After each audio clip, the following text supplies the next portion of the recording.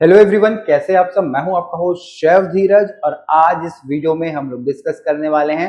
अगर आप पहली बार शिप में इंटरव्यू देने जा रहे हो तो आपको किस किस प्रकार के क्वेश्चंस पूछे जाएंगे। मेरे साथ शेफ संजीव है जो कि आपकी और मेरी हेल्प करेंगे क्वेश्चंस पूछने के लिए, ताकि आप लोगों के जो इंटरव्यूज हैं वो क्लियर हो पाए। तो शेफ संजीव, स्वागत है आपका हमारे चैनल के अंदर। Hello chef, very good evening. ठीक है जी, चलिए शेफ डिस्कस करते हैं। सबसे पहले कौन कौन लोग अप्लाई कर सकते हैं शिप में। शिप में शेफ सबसे पहले तो आपके पास एक सर्टिफाइड कोई भी डिप्लोमा होना चाहिए, जो कि एटलीस्ट कम से कम 1.5 साल वाला डिप्लोमा आपके पास होना चाहिए, या प्लस 3 या 4 इयर्स का आपका ग्रेजुएशन हो।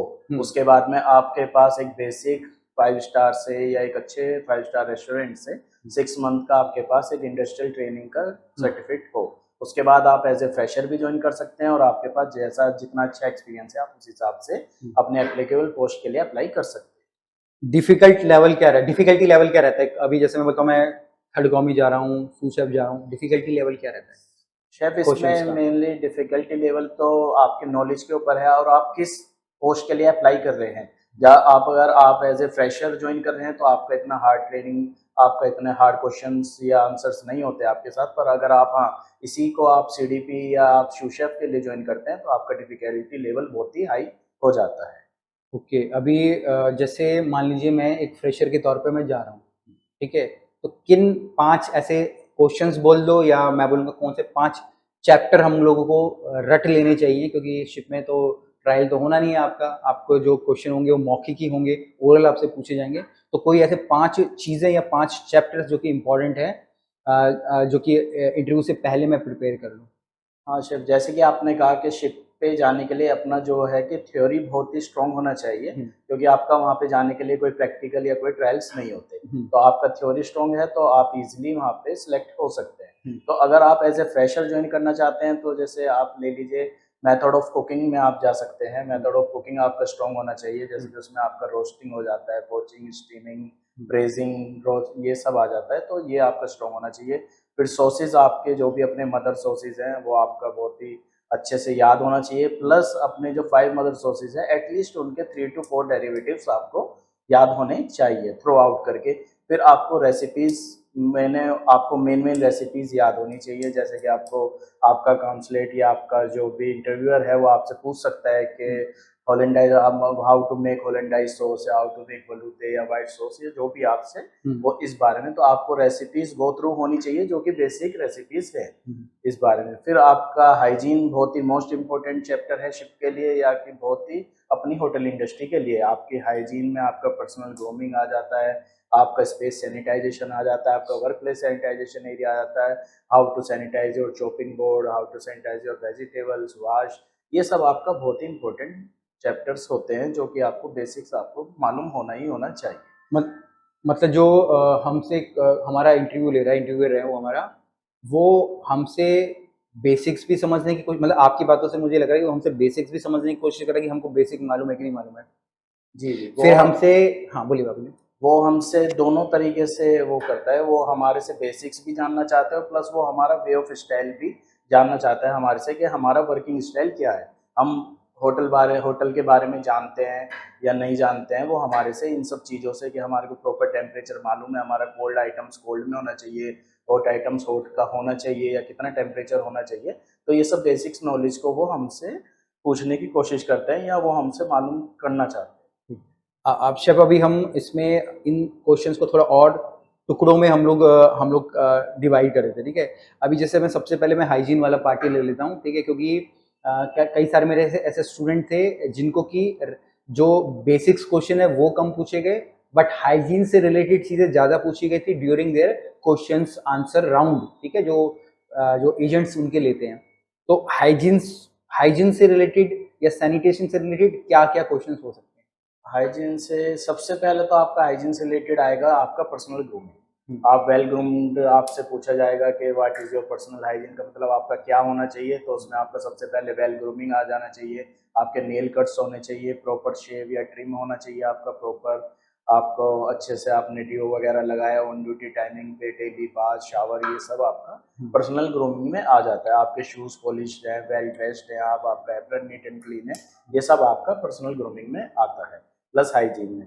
और अगर आप वर्क प्लेस की हाइजीन के बारे में बात करें तो आपका वहाँ पे प्रॉपर एक 3 बकेट सिस्टम होता है जो कि वॉश, रिंस एंड सैनिटाइज होता है। तो आपका उस 3 बकेट सिस्टम के हिसाब से आपको प्रॉपर वे में अपना वर्क प्लेस पे काम करना होता है। आपको कुछ भी है, आपका जो वर्क टेबल है आपको उसको पहले सैनिटाइज करना है, फिर आपको अच्छे से उसके ऊपर अपना जो भी चॉपिंग बोर्ड्स हैं उनको अच्छे से वॉश, रिंस एंड सैनिटाइज करके आपको तभी उसके ऊपर कुछ भी अपना वर्क स्टार्ट करना है।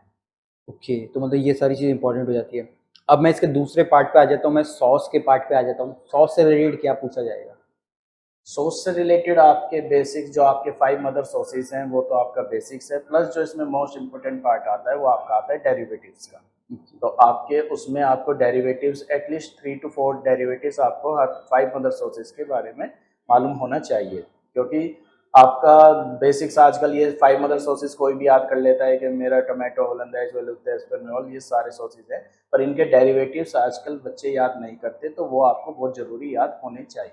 कितने कितने करें मिनिमम याद से? मिनिमम आप 3 to 4 याद कर सकते हैं, वो आपके लिए मोर देन इनफ है। बाकी आप धीरे धीरे जितना भी नॉलेज गेन करेंगे वो आपके लिए प्रॉफिटेबल है।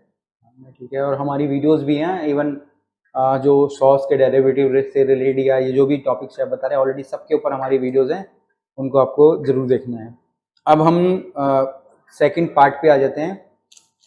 मैं अगर सॉस तो हमारा हो गया, मैं अगर मैं रेसिपीज़ की बात करूँगा ना, तो रेसिपीज़ कौन कौन सी मैं रेडी करूँ? कोई स्पेसिफिक रेसिपीज़ रेडी करूँ या क्या रेसिपीज़ के अंदर आएगा?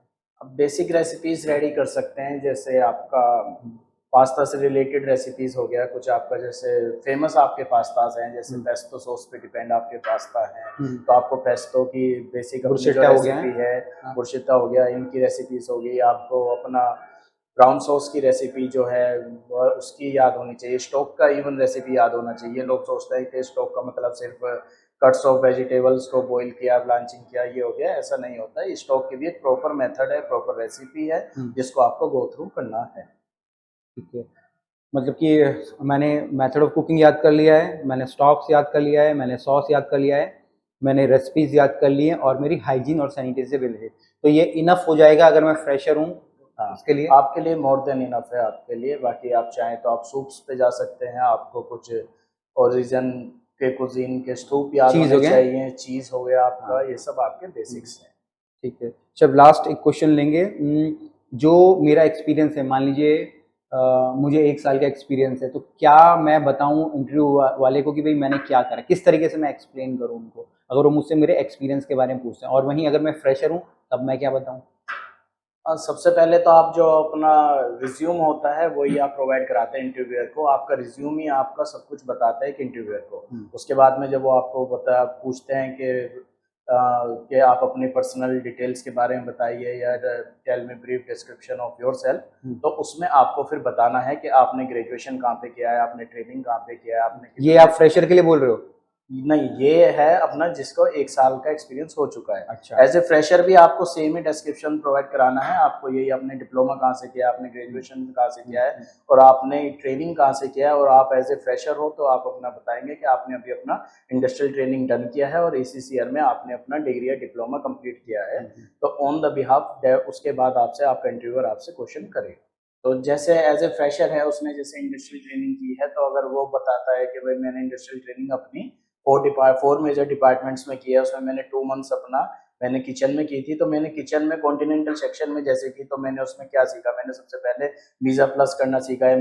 मैं वेज प्रेप में था तो मैंने टाइप्स ऑफ कटिंग सीखी, उसके बाद में पिज़्ज़ा प्लस करना सीखा। फिर उन्होंने मेरे को स्टॉक सेक्शन या सॉस सेक्शन में डाला, तो मैंने उनका जो बेसिक्स है कि कैसे हम उनकी मिरपुआ की कटिंग्स वगैरह करते हैं, उसके बाद में उनको कैसे रोस्ट करते हैं, फिर उनको कैसे हम अपने बेसिक्स उसमें लाते हैं, तो ये सब मैंने पार्ट्स ऑफ कुकिंग सीखा।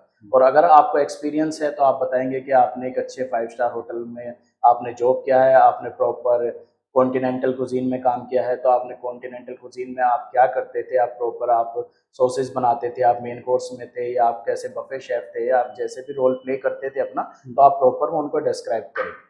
ओके, तो मतलब कि इससे जो इंटरव्यू हमारा ले रहा है उसको आइडिया होगा कि हम एक्चुअल में क्या काम वहाँ पे कर रहे हैं। ठीक है सर। सर बहुत बढ़िया रहा ये वाला जो हमारा पूरा पार्ट था इंटरव्यू से रिलेटेड, कि भैया कौन कौन से क्वेश्चंस आपसे पूछे जाएंगे। Thank you very much. Hopefully आप लोगों को भी कई सारे आंसर्स मिल गए होंगे। बाकी कुछ भी क्वेश्चंस हो, कमेंट्स हो, नीचे ज़रूर लिखिएगा। फिर मिलेंगे एक नए वीडियो में, तब तक के लिए जय हिंद।